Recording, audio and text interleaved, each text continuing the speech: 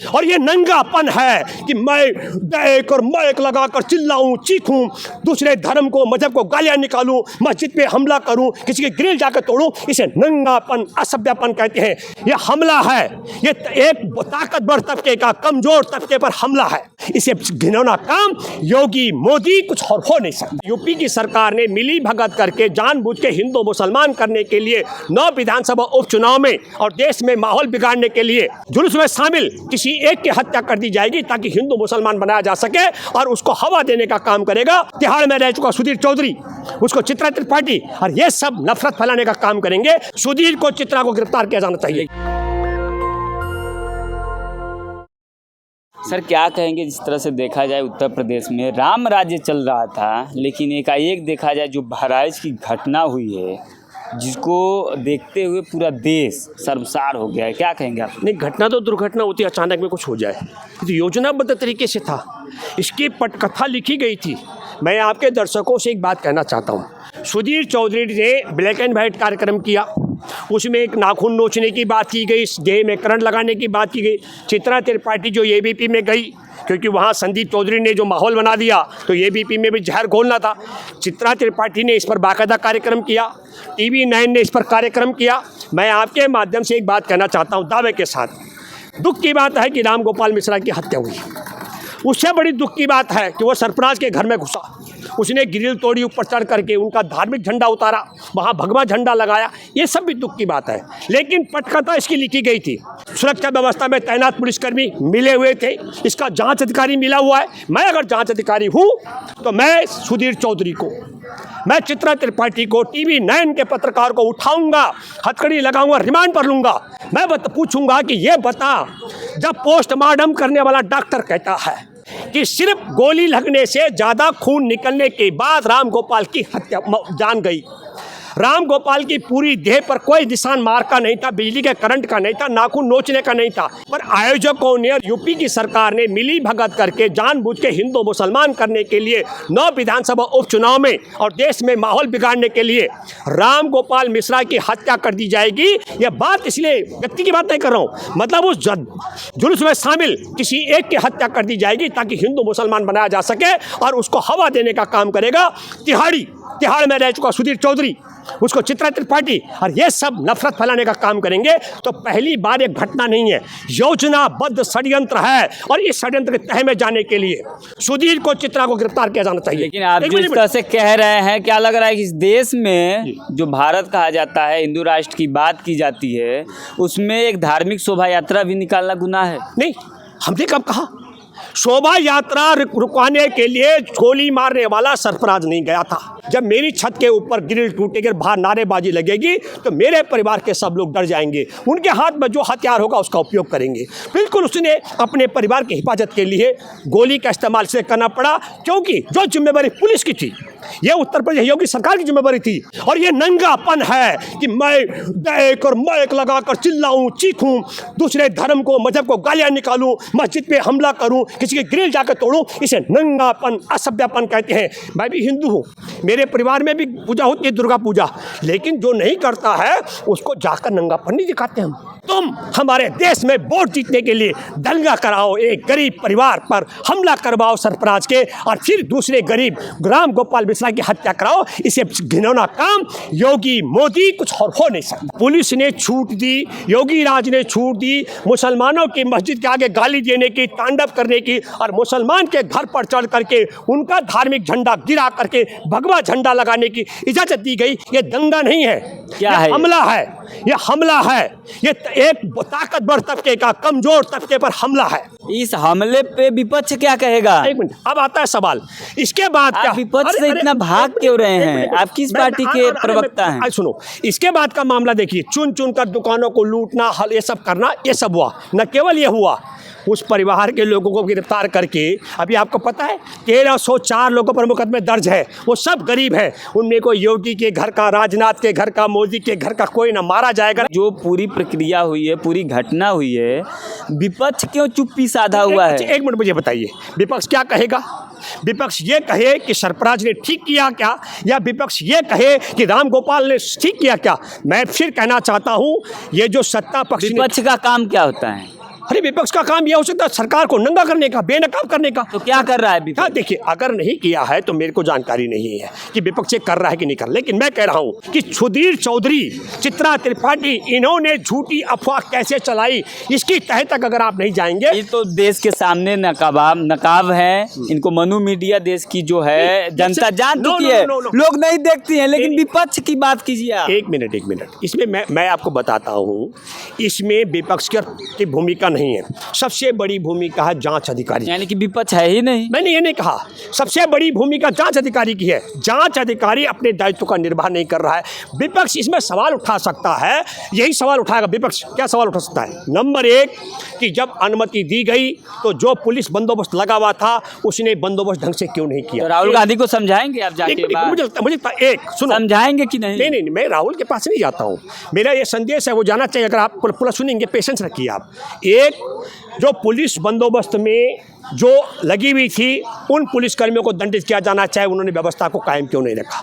दो, उस आयोजक को जेल में डाला जाना चाहिए, गिरफ्तार किया जाना चाहिए जिस आयोजक के कारण ये सब घटनाक्रम हुआ और वो किसी अल्पसंख्यक वाले के घर पर जाकर हमला करने के लिए उनको छूट दी गई। तीन, इस पूरी प्रक्रिया में अचानक में PWD ने जिस तरीके से 23 घरों को गिरा और दुकानों को गिराने का नोटिस जारी किया, तो PWD का इसी इंतजार में थी कि राम गोपाल मिश्रा की जब हत्या होगी तब हम बुलडोजर चलाएंगे। इसकी भी जांच होनी चाहिए। और चार, जब यह मामला हुआ तो इसके बाद जो लूटपाट हुई, इवन ज्वेलर्स की भी दुकानें लूटी गई, वो लूटपाट डकैती करने वाले कौन थे? और पांचवा ये कि भाजपा RSS का पूरा परिवार राम गोपाल मिश्रा के साथ इस तरीके से खड़ा है जैसे सरफराज ने जा करके गोली कहाँ मारी हो, दुर्गा प्रतिमा के विसर्जन में शामिल। मैं आपको थोड़ा सा इंडिप्ट यहाँ करूँगा। अगर मीडिया इस देश की सही होती तो इस तरह की अफवाहें नहीं फैलता। मेरा सवाल आपसे ये है कि जो विपक्ष, जो देश के संविधान की बात करता है, देश में भाईचारा, समानता, एकता, अखंडता की बात करता है, जब इस तरह के दंगे होते हैं वो कहाँ चला जाता है?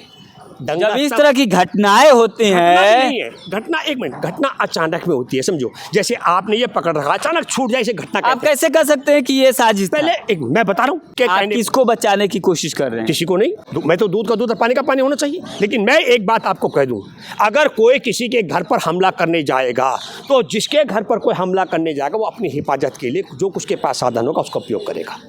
इस देश में 65 साल कांग्रेस ने राज की और इस देश में तमाम दंगे हुए और उस पर लगातार बीजेपी सवाल उठाती थी। आप पहले दंगे की बात, दंगा अलग मामला है। इस तरह की घटनाएं होती थी तो उस पर यह योजनाबद्ध तरीके से हुआ है। वहाँ फूल बरसाया गया, योजनाबद्ध तरीके से। आप किसी के घर में लाठियां चली, गाड़ियां जली, तमाम संपत्ति हान हुए, आप उसको क्या कह रहे हैं? राम गोपाल मिश्रा की आप उसको कौन सा रूप दे रहे हैं? नाम बल दीजिए उस घटना को। पहले मेरी बात समझिए।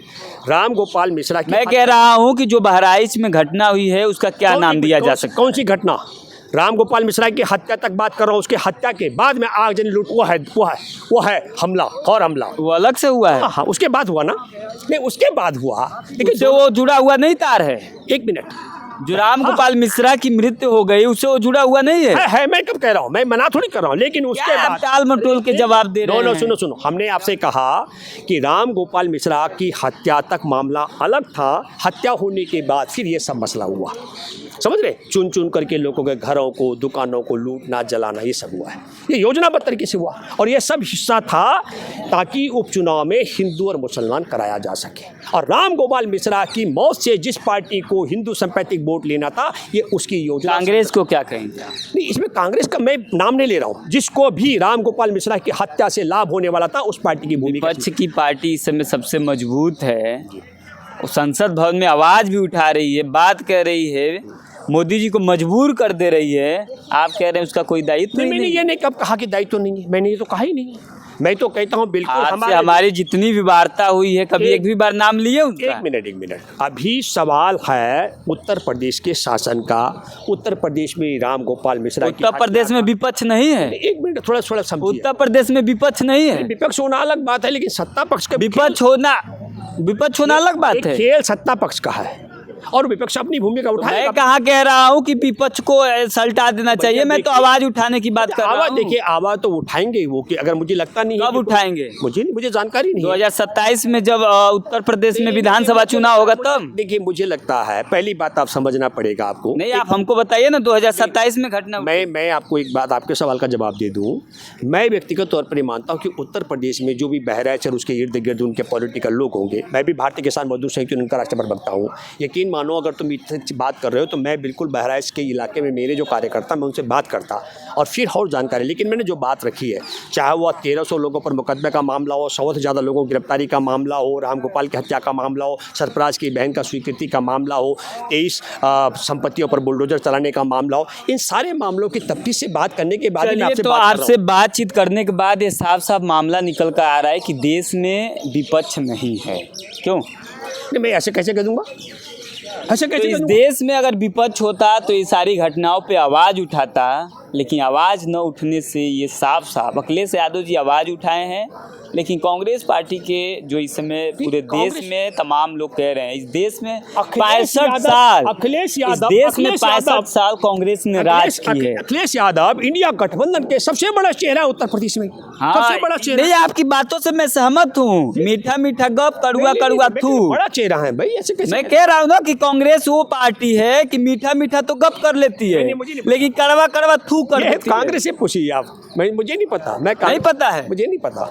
ये जो आप कह रहे हैं कि जो अखिलेश जी है वो इंडिया गठबंधन के, हाँ, बड़े नेता हैं। तो मैं तो वही कह रहा हूँ ना, बड़ा चेहरा। और उन्होंने कहा है तो उनकी आपत्ति में देखिए, पता है हाथी के पैर में सबका पैर, उन्होंने जिस प्रकार का आपत्ति की है, विरोध किया है, सब कायम है। बाबा साहब का संविधान तो कांग्रेस हाथ में लेकर चल सकती है, लेकिन उसको इस देश में इम्प्लीमेंट नहीं करा सकती है। इस वार्ता से आप सोचिए कांग्रेस का क्या दोहरा चरित्र है।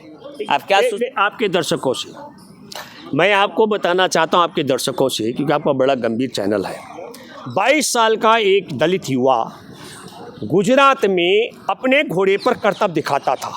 उस युवा की इसलिए हत्या कर दी गई कि मौजूदा दौर की व्यवस्था को एक दलित परिवार के युवा के घोड़े पर करतब स्वीकार नहीं थी। ये वोट की राजनीति है आप लोगों। एक मिनट जाओ, ये बस वोट की राजनीति है, आप उनके सवाल नहीं उठाएं। एक मिनट रुको, मैं वोट नहीं कह रहा हूँ। एक तरफ, दूसरी तरफ आज जब हमारे देश में संविधान बनना था तो संविधान सभा के अध्यक्ष बाबा साहिब को की जिम्मेवारी सौंपना, ये अंतर आपको और हमको समझना पड़ेगा, गांधी की कांग्रेस में और मोहन भागवत की आरएसएस में। चलिए, तो ये रावत जी थे, जिस तरह से इन्होंने अपनी बयान दिए हैं, आपको क्या लग रहा है? इस देश में 78 साल से कांग्रेस बीजेपी की राज चल रही है, कभी कांग्रेस सत्ता में रहती है तो कभी बीजेपी सत्ता में रहती है, और एक खेला बेला कब तक चलेगा? कब तक इस देश के SC ST OBC समझदार होंगे, जागरूक होंगे और अपने अधिकारों को जानेंगे? आप क्या सोचते हैं, हमें कमेंट में ज़रूर बताइए। शुक्रिया। नेशनल दस्तक की आपसे गुजारिश है कि अगर इसको बचाना चाहते हैं तो नेशनल दस्तक को सब्सक्राइब करने के लिए रेड कलर के सब्सक्राइब बटन को दबाएं, फिर बेल आइकन की घंटी दबाएं। नेशनल दस्तक को बचाने के लिए बहुत ज़रूरी है कि हर खबर को शेयर करें, लाइक करें, कमेंट जरूर करें।